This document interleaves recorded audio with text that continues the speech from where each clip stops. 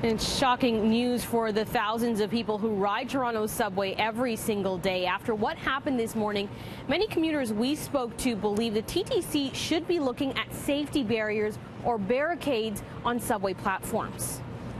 I've traveled the world elsewhere, and they have way more functional systems that have closing doors and stuff that can't happen. So I'm also there's always problems like this, so it's definitely a problem in the city that's got to change.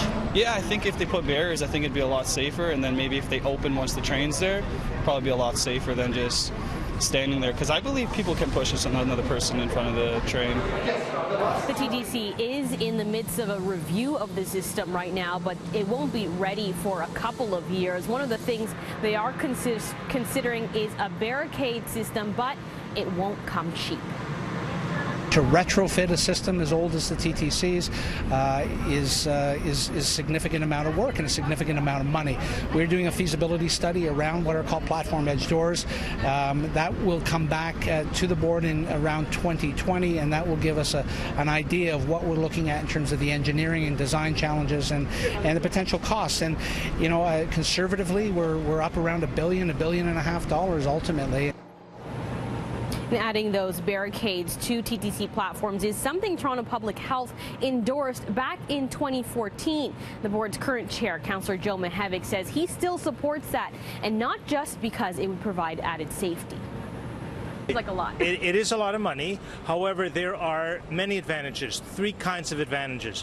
One, you protect lives. So the people who get pushed off or who accidentally trip off or who try to commit to suicide, that obviously is a deterrent.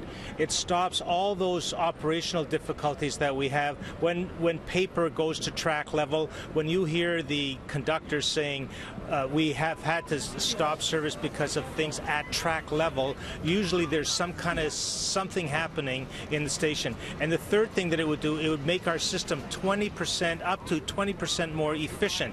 So that's a good efficiency for the TTC on that very crowded young line. Now, it is a rare occurrence, but it has happened in Toronto before. Just over 20 years ago, a woman was pushed to her death at Dundas Station. And while there haven't been any fatal incidents in recent history, this isn't the first time someone has been pushed off a TTC platform onto the tracks. The most recent incident happened back in 2009. I got a guy, he pushed kids on a platform in front of a train. He pushed kids in front of the subway. It was rush hour on a Friday afternoon at Dufferin Station when a group of teenage boys were pushed off the subway platform, 2 of them falling onto the tracks.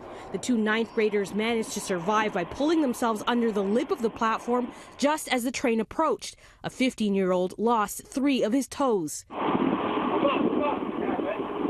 He's surrendering. 42-year-old Adenir de Oliveira was arrested after being chased down by a transit operator and another man. He was charged with 3 counts of attempted murder, but eventually found not criminally responsible. And his evidence is very persuasive that Mr. de Oliveira was not criminally responsible at the time, that he suffered from a major depressive illness with psychotic features. A year earlier, in May of 2008, a man was pushed onto the tracks at College Station, landing dangerously close to the 3rd rail. He was able to climb out safely before the train arrived. The suspect in that case fled the scene, and police did not make any arrests.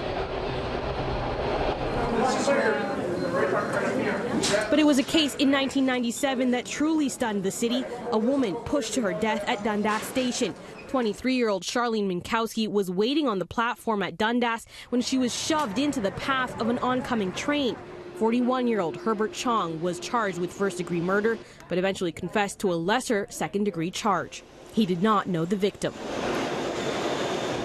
And when asked about his motive in court, Chong, who was diagnosed with schizophrenia, admitted that he was looking for someone to take his anger out on that day after being kicked out of a rooming house earlier.